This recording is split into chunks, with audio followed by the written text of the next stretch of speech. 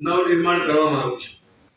ગરીબ, યુવા, અન્નદાતા, નારી શક્તિના કલ્યાણમાં માર્ગ પ્રશસ્ત કરવામાં આવ્યો છે.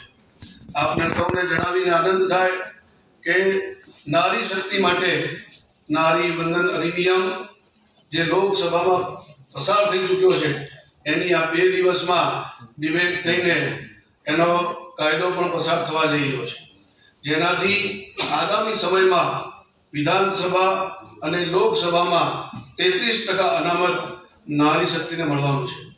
જ્યારે આવો વિચાર કરવામાં આવ્યો છે તો આપણા ત્યાં નારી શક્તિનું યોગદાન આવનારા સમયમાં ભારતની રાજનીતિમાં ખૂબ મોટું રહેવાનું છે.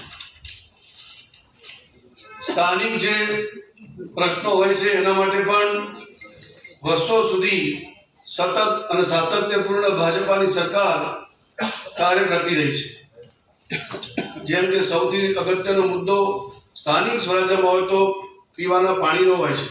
જળ એ જ જીવન છે આપણે કહીએ છીએ, પરંતુ જેમ જેમ જનસંખ્યા વધતી જતી હોય છે તેમ તેમ એના ક્ષમતામાં પણ વધારો કરવો બહુ આવશ્યક થઈ જતો હોય છે.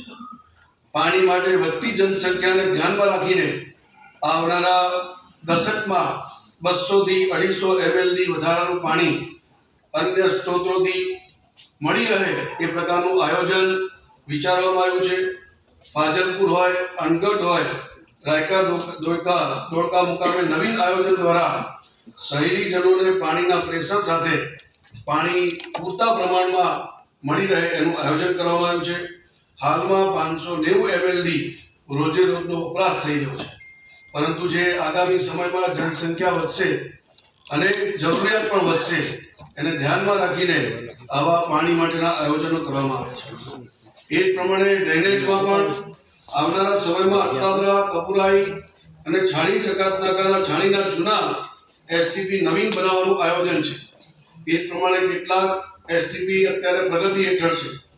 આ બધા એસટીપીના કારણે જે એનું પાણી આવશે ટ્રીટેડ વોટર, એને રીયુઝ કરીને અલગ અલગ ઓર્ગેનાઇઝેશનને આપીને, સંસ્થાઓને આપીને એમની સાથે કરાર કરીને વીએમસીના આવકમાં એના સ્ત્રોતમાં વધારો થાય એનો પણ પ્રયત્ન કરવા જઈ રહ્યા છે.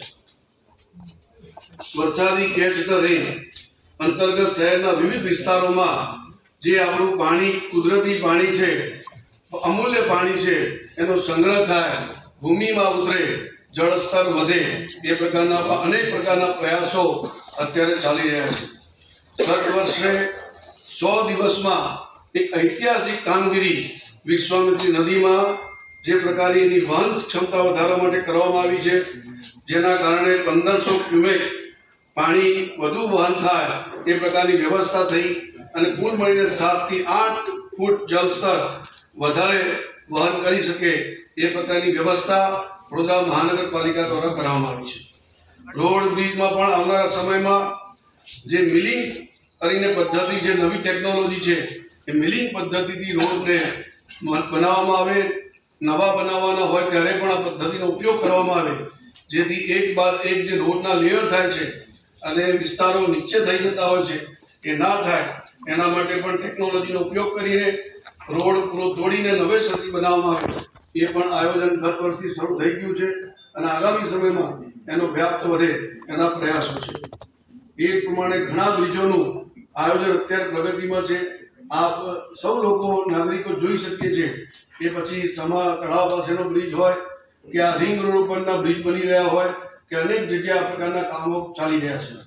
સાથે સાથે આગામી સમયમાં અલકાપુરી ગરનાળા ઉપર પણ નવો બ્રિજ બને એનું પણ આયોજન છે. એ જ પ્રમાણે એરપોર્ટ સર્કલ ખાતે પણ વાહનની ટ્રાફિકની ખૂબ સમસ્યા છે, તો એરપોર્ટ સર્કલ પર નવો બ્રિજ બને એની પણ આયોજન વિચારવામાં આવેલું છે.